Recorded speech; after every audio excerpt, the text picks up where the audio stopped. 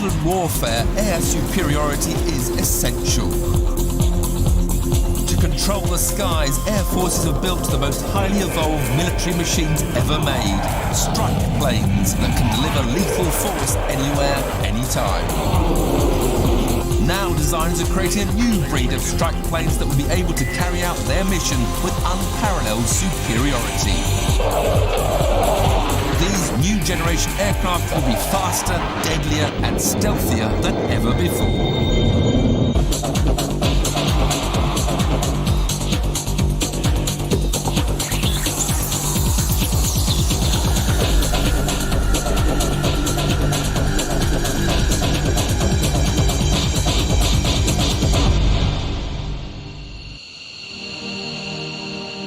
This plane, the F-15 Eagle, was built for one purpose and one purpose only: total air superiority.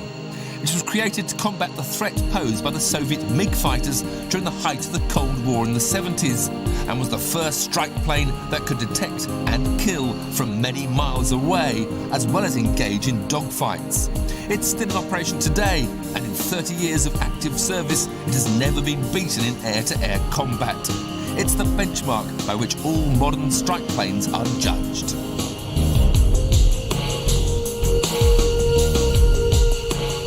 The F-15 saw active service in both Gulf Wars and is now keeping the peace patrolling the skies above the west coast of America, with the Oregon Air National Guard constantly on the lookout for any threat to the US's national security.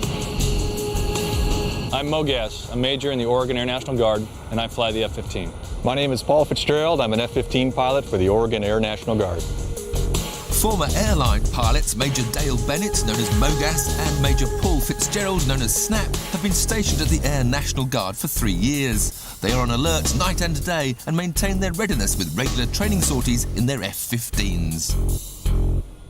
The F-15 is a pretty incredible airplane, actually. Thinking about its design was in the late 50s, 60s. Came off the production line in the mid-70s. So it's been around for quite some time. It's a pretty powerful airplane. It was actually built to rule the skies and strictly in an air superiority type of a role. And it has not lost in battle yet, and I don't think it's going to lose anytime soon. The F-15 comes in 4 versions, including a bomber, but the most successful is the air-to-air combat fighter, like those flown by Mogas and Snap. It's a pretty big airplane. It was actually built to house the radar that lives in the nose. The airplane is about 43 feet tall, about 63, 64 feet long, and at the tail it's just under 20 feet high. So it's a pretty large airplane. It's been akin to the size of a tennis court. As well as patrolling the skies for intruders, the pilots of the Air National Guard also carry out training exercises. Mogas and Snap are planning a simulated dogfight where they will practice locking their weapon systems onto each other. Objectives for the Blue Air is quick kill. Being a frontline fighter pilot is a hazardous job. Every time they fly, they may encounter the enemy and have to deploy lethal force. My mission then is to turn them into hair, teeth, and eyeballs. Realistically, it's kill or be killed. And fortunately, I think all of us have resolved ourselves to the fact that you're taking out the other guy's airplane. If he has a good ejection seat, then it's a good day for him. If he doesn't have a good ejection seat, then that's one of the dangers and the threats that we live with. The F-15 was the first strike plane with the ability to take out an opponent up close or from miles away. We have 2 arenas we normally fight in. It's within visual range and then, of course, beyond visual range. Within visual range, I have a 20-millimeter cannon that's in the right wing root of the airplane. Once you start moving into a little bit further out into miles and so, we start talking about the heat-seeking missile. And then once you get beyond that range, now you start talking about the advanced medium-range air-to-air missile that we use, otherwise known as the AMRAAM. The real benefit of the AMRAAM is its ability to really get out there and reach out and touch someone and turn them into pieces and parts. The F-15 has 2 giant engines producing a combined thrust of 46,900 pounds between them, capable of pushing the plane to a top speed of 3,000 kilometers an hour. The thrust that you get out of these airplanes gets you off the ground fast and it gets you to where you need to get fast. The biggest advantage having a great thrust-to-weight ratio is the ability to power through a turn and to not only turn as quick as you can, but also to be able to sustain that turn in combat. It might take, in order to kill the enemy, it might take 3 or 4 360-degree turns in order to successfully get behind them and get in a weapons engagement zone and to either shoot a missile off or to shoot the gun. But turning at high speeds exerts massive pressure known as G-force on the pilot, 1G being the force of normal gravity. There's 5, there's 6. When the pilot makes a high G turn, the weight of their body is multiplied by the same number. 6.5 right there.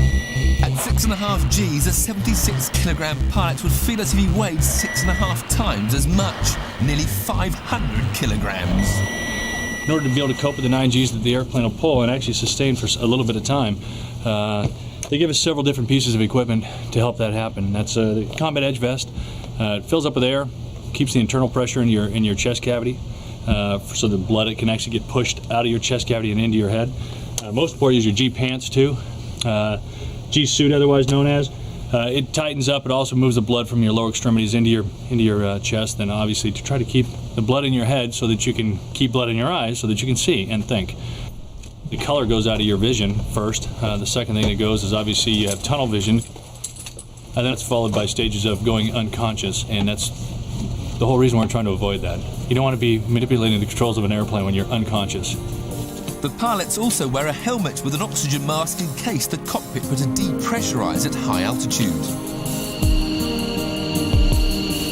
But the F-15 is getting old. During every flight, the aging aircraft perform extreme maneuvers and put the airframe under enormous stress.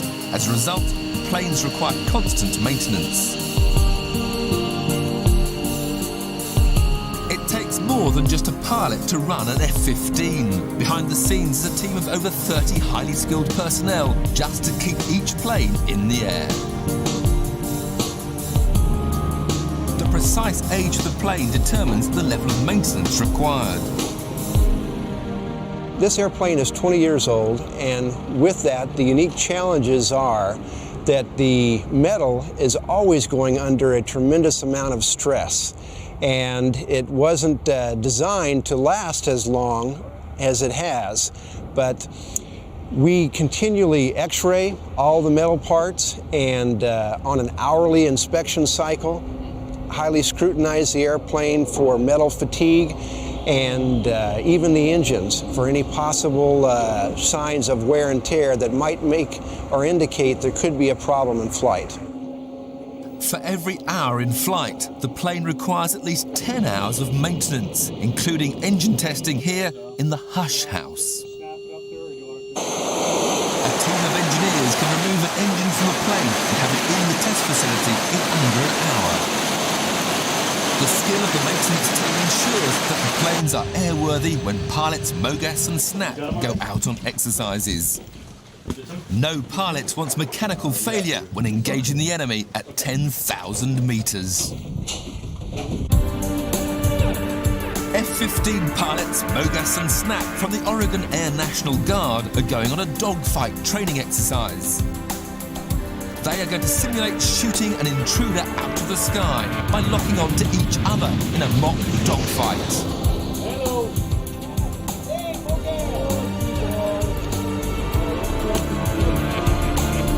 Before the flight, each pilot carries out one final check to make sure that his plane is airworthy.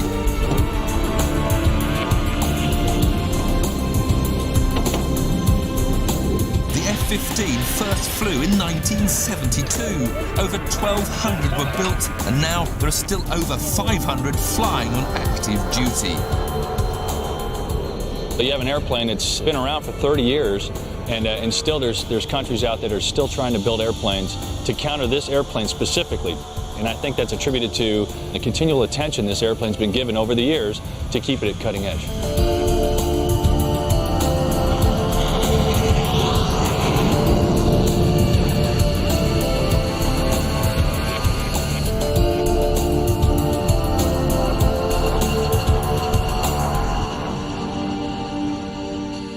Mogas 1 and 2, climb to 15,000 is approved.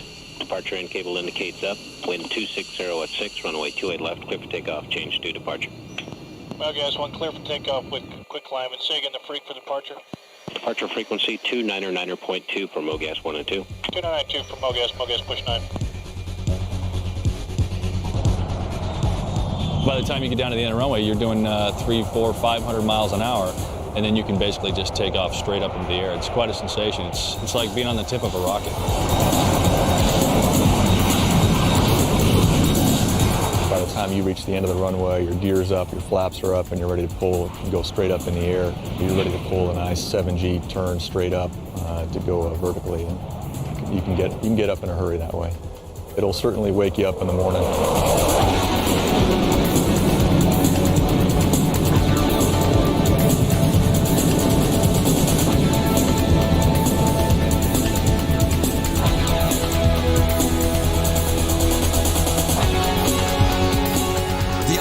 Can push the F-15 to 5,000 meters. That's 5 kilometers up in the sky in less than a minute, reaching twice the speed of sound, but at a cost. Anytime you use afterburner, you're going to increase your IR or your infrared or your heat signature. The infrared or heat exhaust signature makes the F-15 vulnerable to heat-seeking missiles fired from the ground or enemy planes. You're also using a heck of a lot more gas because it's raw fuel in order to get that afterburner working. So you have a fuel disadvantage by having to use it, and obviously you have a heat signature disadvantage. Once they reach 10,000 meters, MoGas and Snap start their dogfight training exercise. They take turns being the hunter and the hunted.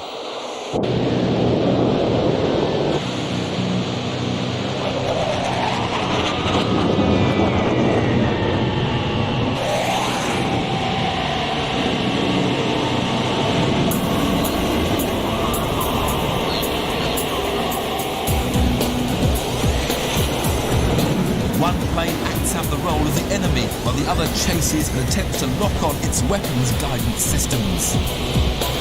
Once the hunter plane locks on, he registers a kill.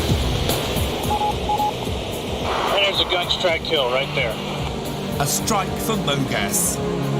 Had this been a real intruder, they'd now be nothing more than charred metal and smoke.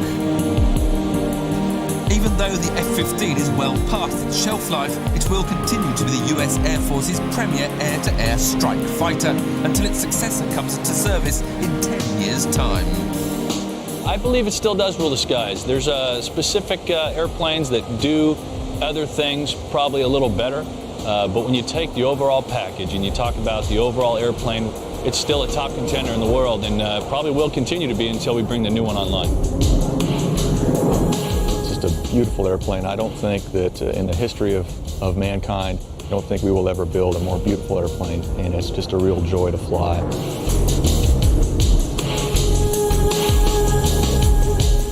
The F-15 has proved itself in combat time and time again, but it does have one huge disadvantage. Because of its size and weight, it requires a 2.5 kilometer long runway. And this means that it can't operate from small airfields close to the battlefield. This problem was cracked by the British when they came up with the Harrier jump jet, a plane that needs no runway at all.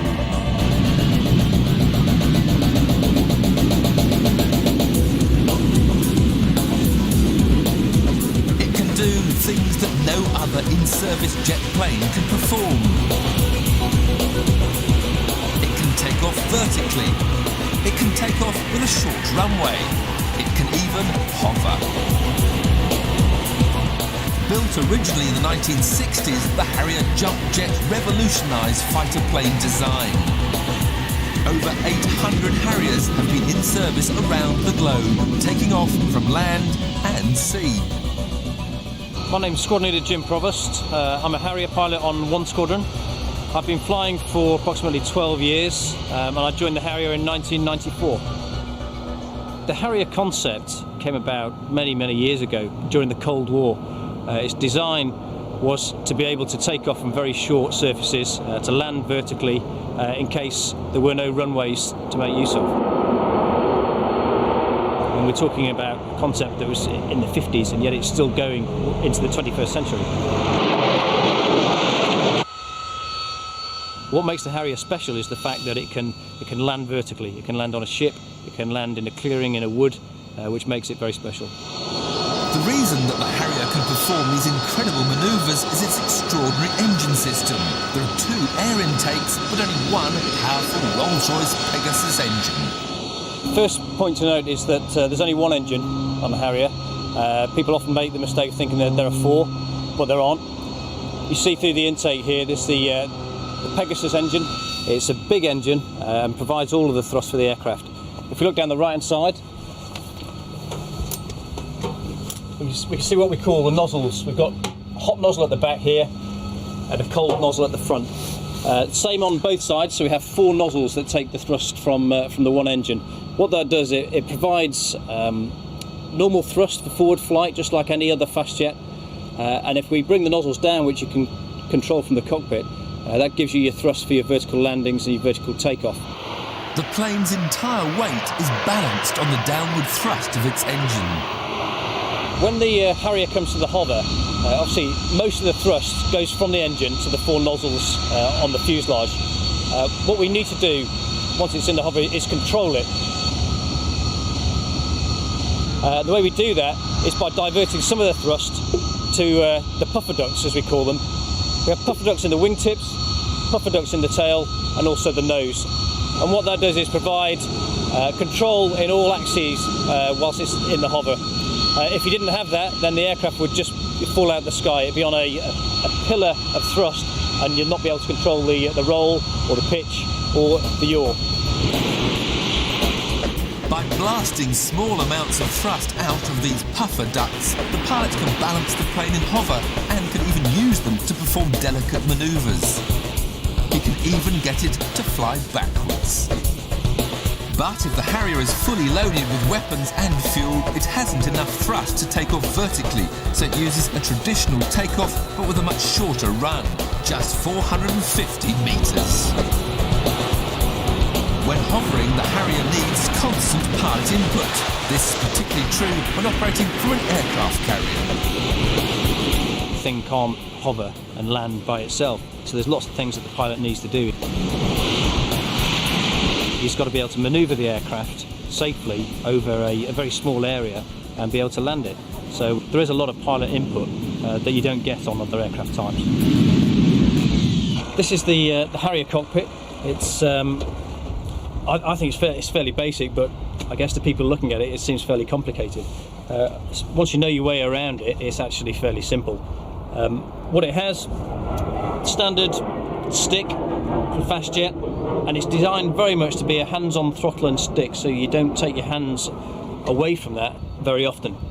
One control that the Harrier has that other fast jets don't have is this control just by my left thigh, which is the nozzle control, which is obviously a very fundamental part of how the Harrier flies. Very small control, but apart from the stick and the throttle, that's probably the most important control in the aeroplane. Harrier can go anywhere in the world. It can operate from almost any terrain. It's proved itself in desert warfare, temperate climates, the Arctic. It can also operate from the ship. It can land on almost any surface, and it can carry a large weapon load. We can compete with the very best. We can go a long way, we can go very high, and we can bring precision weapons, which is where warfare is, to the fight. Like the F-15, the Harrier is getting old, and by modern standards requires a huge amount of pilot input just to keep the plane in the air when they should be concentrating on the enemy.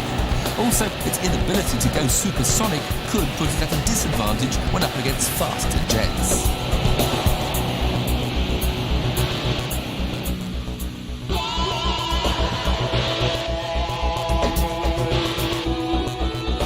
The solution is the F-35, the Joint Strike Fighter, the only aircraft in the world that is both supersonic and capable of vertical takeoff and landing. The plane is still in development, but its designers firmly believe it represents the future of strike aircraft. I'm Lieutenant Colonel Art Tomasetti, United States Marine Corps test pilot for the Joint Strike Fighter program. In 2001, Lieutenant Colonel Tomasetti achieved a real milestone in aviation history. Flying the prototype JSF, he was the first man to do a short takeoff, followed by a supersonic flight, finishing with a vertical landing all in one mission. It showed the versatility of the airplane to be able to have a supersonic capability, but still have the capability to land anywhere, take off from just about anywhere it provides you. The JSF achieved this extraordinary feat due to its unique engine system, which is based on the same principles as the Harrier. The engine has a large rear nozzle that can be directed both backwards and downwards. But it also incorporates a new piece of technology that the Harrier doesn't have, a massive fan just behind the pilot, powered by the engine. The lift fan allows a tremendous amount of thrust to be harnessed out of the propulsion system and give the airplane a capability to do its vertical part of its work with a lot more payload than we've ever experienced in airplanes before. The fan is activated when vents open up just behind the pilot. Air is sucked down and pushed out to the bottom of the plane. So together with the rear nozzle, the aircraft is balanced on two pillars of thrust. The rear nozzle, in addition to pointing straight down, can twist in yaw, which allows the airplane to pivot in the sky and perform 360-degree turns. The airplane can fly sideways, the airplane can fly backwards just by vectoring the rear nozzle. And while in hover, the plane is controlled by onboard computers. Unlike previous airplanes, for example in the Harrier, where the pilot has been responsible for controlling the thrust vector and making the inputs required to have the airplane do all those maneuvers, in the JSF airplane, the pilot's just going to ask for go forward, go backwards, turn left, turn right, and the computers now are responsible for wiggling all the parts in the airplane necessary to achieve that maneuver. The use of onboard computers to help fly a plane is now essential in all strike planes and has totally revolutionized the face of air combat. Computers are now used to fly planes that humans couldn't keep in the sky. The first plane to pioneer this use of onboard flight computers was the F-117 Fighting Falcon. In fact, it can't fly without them. The F-16s of 4th Fighter Squadron at Hill Air Force Base near Salt Lake City, Utah, are on standby, ready to deploy to a war zone at a moment's notice. I'm Major Tom Hagen, F-16 pilot with the 4th Fighter Squadron.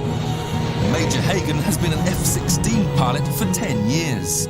Well, the F-16 was originally designed as a low-cost, lightweight fighter, and now it has evolved through many years to a very high-tech weapon system. We drop many different types of air-to-ground ordnance, so it's a very, very dynamic jet. Major Tom Hagen and 3 other F-16 pilots are going on a bombing training mission. To maintain their state of readiness, they fly at least 3 times a week. Every mission, even for training, has the potential for accidents or even death. Major danger is the ground. Our number one concern when we're flying low altitude is to not hit the ground, so maintaining our altitude awareness and our situational awareness with respect to terrain and each other is a major issue.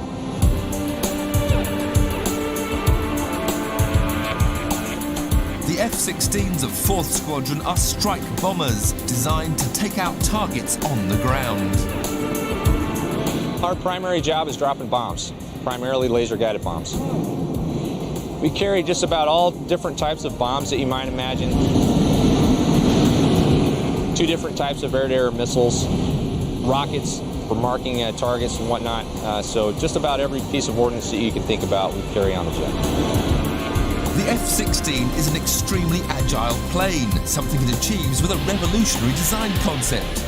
It has an airframe that is designed not to stay in the air. Traditional planes like the F-15 or civilian airliners have stable aerodynamic airframes that will naturally return to level, safe flight if left to their own devices. The F-16 uses an entirely different concept built into its design and manufacture. It has an aerodynamically unstable airframe that constantly wants to bank and spin, and that willingness to turn helps the plane to perform complex maneuvers. But of course, the more unstable the design, the less the plane wants to right itself and stay in the air. The only solution is to have a powerful onboard computer constantly correcting the inherent instability by moving the flaps, rudder and ailerons thousands of times a second in addition to the pilot's inputs. Without the computer, the F-16 would literally fall out of the sky. From the pilot's perspective, it's very stable. From a aeronautics perspective, it's an unstable aircraft.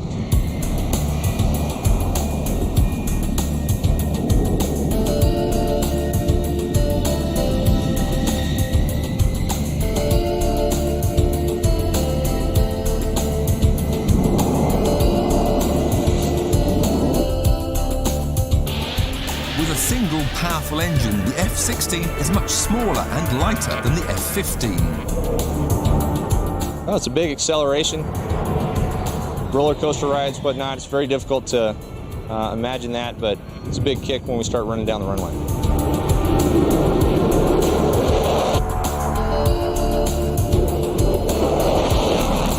The engine has an afterburner on it, so we can select AB thrust, which gives us about 28,000 pounds of thrust. It goes up to speeds of 800 knots and 2.0 Mach, so it's a very fast jet as well. Unlike the F-15, which isn't designed for low maneuvers, the F-16 can operate at any altitude. We work in all altitude regimes from way down at 100 feet all the way up to the high 30s. We can bomb from very, very low to very, very high. From the various campaigns that we've seen in the past 20 years, it's an extremely lethal weapon system. Like the F-15 and the Harrier jump jet, the F-16 has been a very successful frontline strike plane, but it too has one great weakness. It can be detected by radar and could be vulnerable to anti-aircraft fire or surface-to-air missiles. The only way to avoid being spotted on radar is to become invisible, to become stealthy. The only foolproof way to avoid being shot down while attacking deep behind enemy lines is to make sure no one can see you, to make yourself invisible.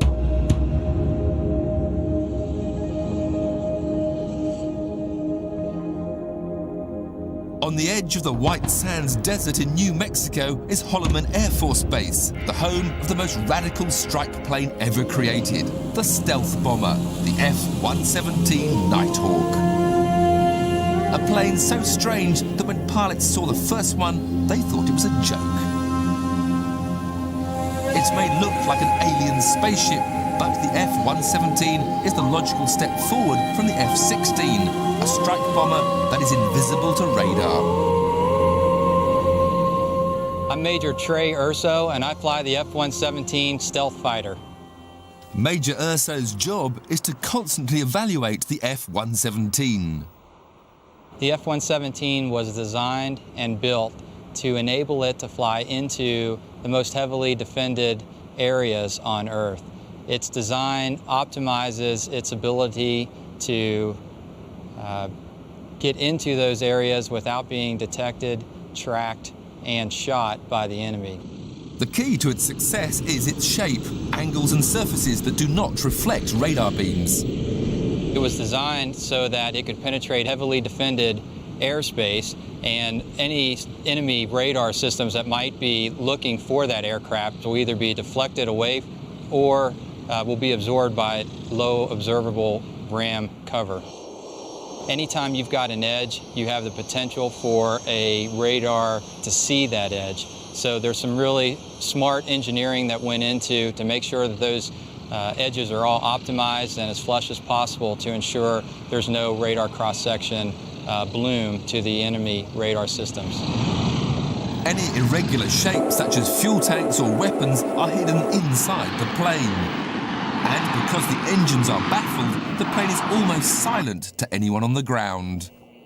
Well, hopefully by the time the enemy would hear an F-117, the bombs have already gone off and we're well on our way home. To further minimize detection, the F-117 only attacks at night and alone. It's a completely different mindset when you're flying this aircraft. Unlike other frontline fighters we typically employ by ourselves, we will fly into and out of combat zones on an optimized route that will give us the best chance to get into and out of that area without being detected and or engaged by the enemy. Because they attack under the cover of darkness, they use night vision to identify targets. The F-117 utilizes infrared target and tracking systems that basically gives us a TV picture of what's out in front of us. Once we see the general area that we're flying towards, we can then move the aircraft and funnel ourselves towards the target that we're trying to go after. We'll essentially see a black and white picture of the target that we're going after and be able to employ ordnance onto that target by visually identifying it. When the F-117 was originally conceived, the first priority was to make it stealthy. The result was a design that was incredibly unstable. But using the lessons learned from the F-16, the designers were able to get the strange angular airframe to fly using a sophisticated computerized flight control system. The F-117 cannot fly without its computers to help it.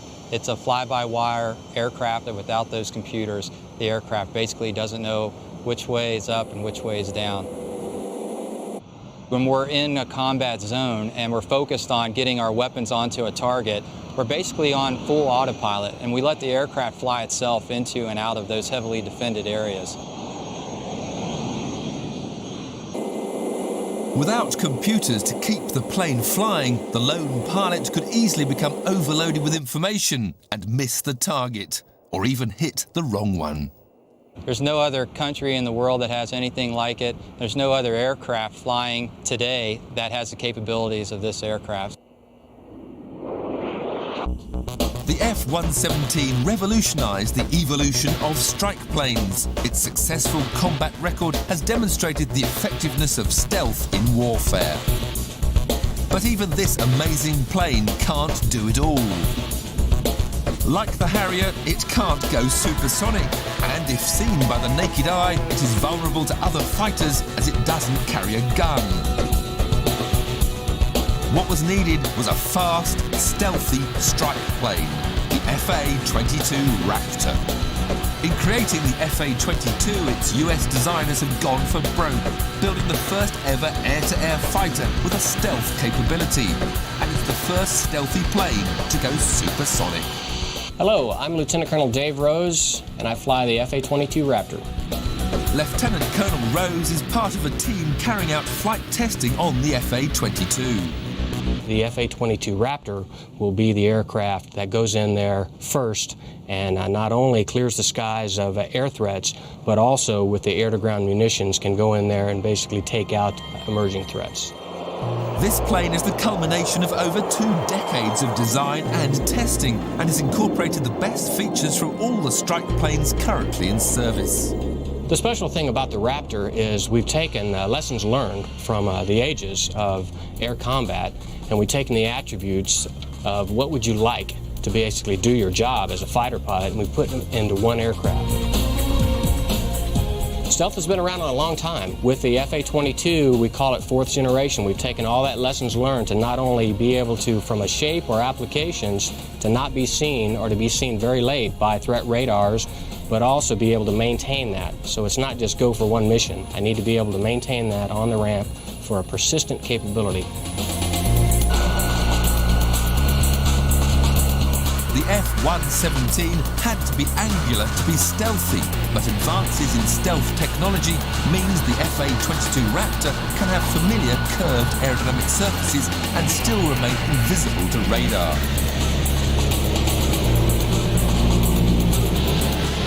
The Raptor carries powerful electrical detection systems that can scan the airspace up to 1,200 kilometers around it. This ability to spot the enemy from such a large distance, combined with its invisibility, gives the FA-22 pilot an unbeatable advantage in combat. First thing with the Raptor is they don't see you. I see them, but they don't see me. So now if I need to, I can go ahead and engage them and make them go away. Now I can get into within visual range, and with, again, my stealth and capability to maneuver, very quickly I can attrit that threat and leave the area. So I lose a lot less heartbeats.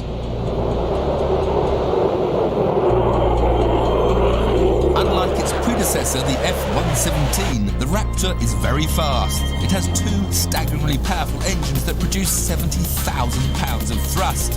It also has a secret engine advance called Super Cruise that maintains supersonic speeds without using an afterburner.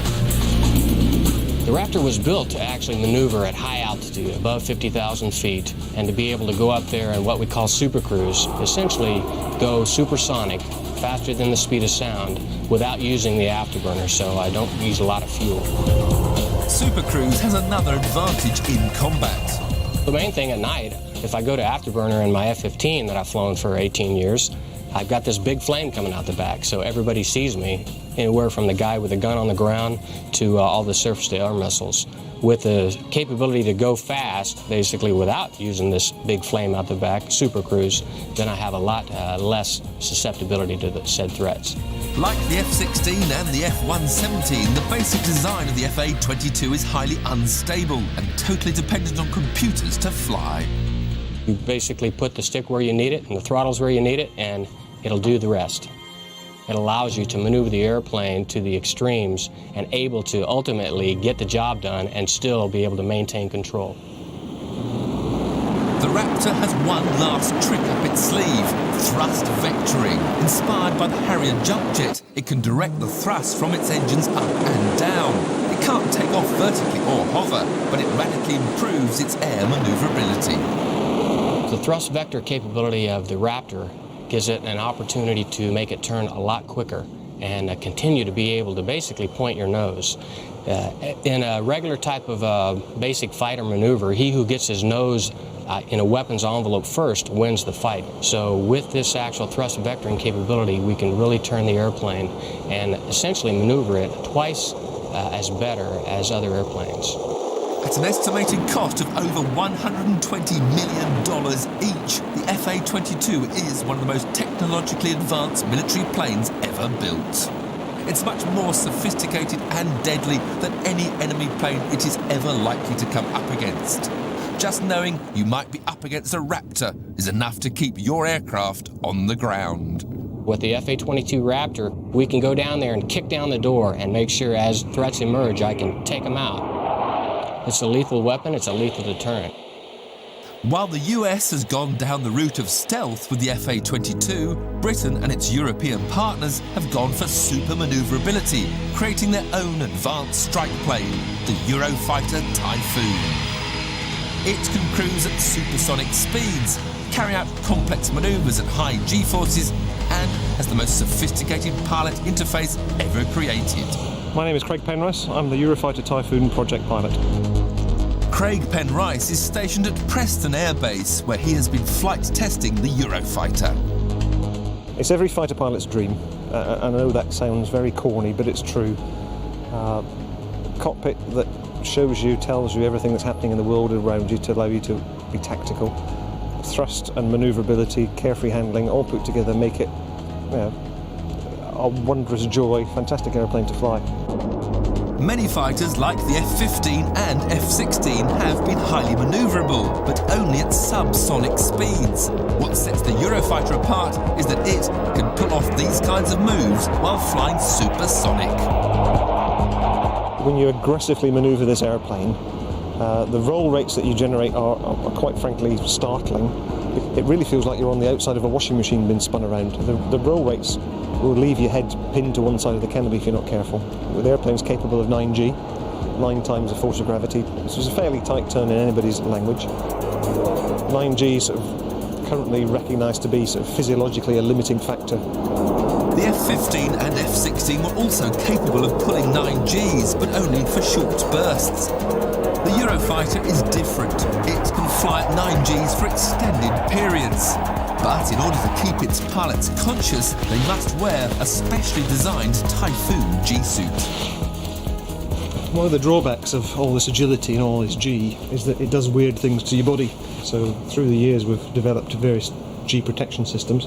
But with Eurofighter being that much more of a high G airplane, we obviously have to give the pilot the best chance of not losing consciousness. So in addition to G trousers, we have inflatable boots in here.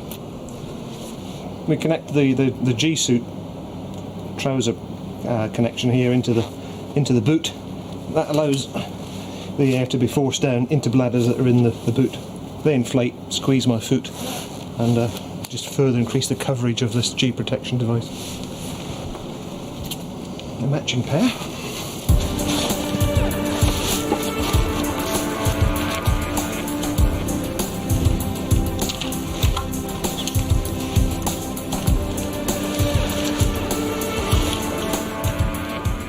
Zipping up, slightly unique, going from top to bottom, so that the zip doesn't slip down under the forces of gravity. It's already down there, keeping me in there. Flying helmet, providing impact protection, crash helmet, providing communications. We take this airplane to places that without this equipment you just simply wouldn't survive. This suit can keep the pilot alert and conscious while pulling 9 Gs almost indefinitely. Crucial when going on a mission at 12,000 metres. The Eurofighter is a lethal killing machine and can carry air-to-air missiles, air-to-surface missiles and anti-tank bombs. The targeting systems for these weapons appear on a head-up display or inside the pilot's visor, so they can aim and fire them without ever having to look down. When you're in a dogfight with somebody, you really don't want to take your eyes off the guy you're fighting, because he can do something while you're not looking. So many fights have been lost in the past where somebody's looked inside the cockpit to check his height or his speed or his fuel and looked back outside, and lo and behold, the bad guy's disappeared. We don't need to do that with our helmet. We can keep our eyes locked onto the bad guy and have in our immediate field of view all the information we need. It's a huge tactical advantage.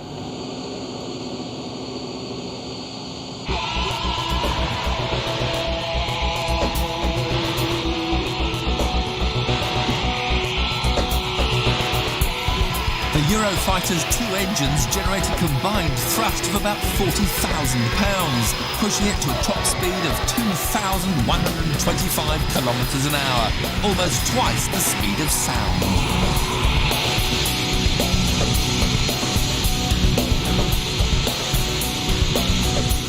When you let the brakes off on the runway with full power, you're accelerating at 30 knots per second. That's about 35, 36 miles per hour every second. So that's 0 to 100 in car speed in 3 seconds. That's quite frankly stunning. You're pinned to the seat when you're going off. And that also means that you can be at 40,000 feet within a minute of takeoff, and only 5 miles down the road from the runway that you took off from. It's rocket ship territory there, really. This staggering acceleration gets the pilot to the fight fast. Translated into a fighting situation, basically for air-to-air, the plane that gets the highest, the quickest and fastest is going to have the best first shoot opportunity. So the higher I am and the faster I am, the greater range any given missile will have when it leaves my airplane. So I want to get as high and as fast as I can, as quick as I can. That's where excess thrust is always a bonus. Sight is life and speed is groovy. You can't fight what you can't see, and you haven't got speed, you aren't going to defeat him either. The Typhoon's afterburners can effortlessly push the plane through the sound barrier. Supersonic's just a number. Nothing happens, the controls don't reverse, it doesn't go all blurred, it doesn't shake, it just very smoothly slips through the speed of sound. No change in sound, no change in feel of the airplane, but you get there very quickly. We can accelerate from subsonic to supersonic in a heartbeat. Like the F-117, the Eurofighter can maintain supersonic flight without its afterburners on, using supercruise. It not only saves fuel, it also reduces the infrared signature of the plane, making it less susceptible to anti-aircraft fire. The Eurofighter is not stealthy. It has no need to be. It can fly its entire mission supersonically, and it's designed to fight its battles from a distance. No self-respecting fighter pilot in a real engagement wants to get into a dogfight, but it's an area that you must be prepared to go into if needs must. A real fighter pilot wants to be up there, get as high and as fast as he can, shoot first and run away bravely and home for tea and medals. But there will be situations where a close identity or getting into a dogfight is required. So as well as the performance to get high and fast, you also have to have the ability to manoeuvre in a close-in dogfight. Like other modern strike planes, the Eurofighter has an inherently unstable design. It's built with a delta-shaped wing and 2 small canards on the front, the secret of its incredible manoeuvrability. To turn 20 tons of unstable metal into an agile fighter requires 3 computers which control the plane using a revolutionary software system called carefree handling. Carefree handling in the airplane simply means that I don't have a care in the world when it comes to manoeuvring my airplane. The flight control computers are constantly looking at what speed height I've got and will limit their response appropriate to the state the airplane's in. So I don't have to worry about exceeding any limit. The airplane will look after me.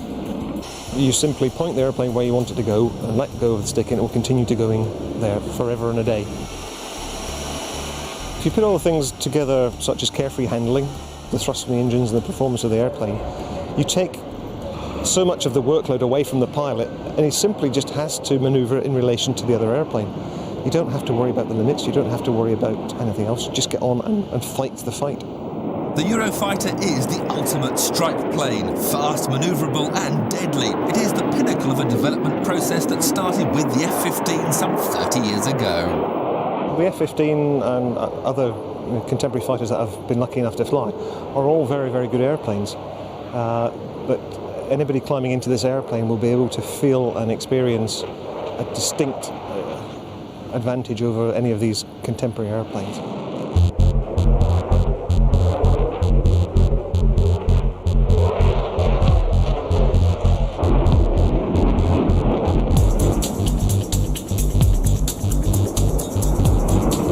The latest strike planes are the most advanced piloted military aeroplanes ever produced, but they may also be the last. As technology continues to develop with more aerodynamically unstable machines capable of ever greater speeds and manoeuvrability, there is a problem. It's not computing, airframe design or materials, it's human physiology. The human body simply cannot survive the astonishing G-forces the planes will be able to achieve. It could be that the F-35, Raptor and Eurofighter are the last strike planes ever to be flown by humans. The strike planes of the future may well be pilotless.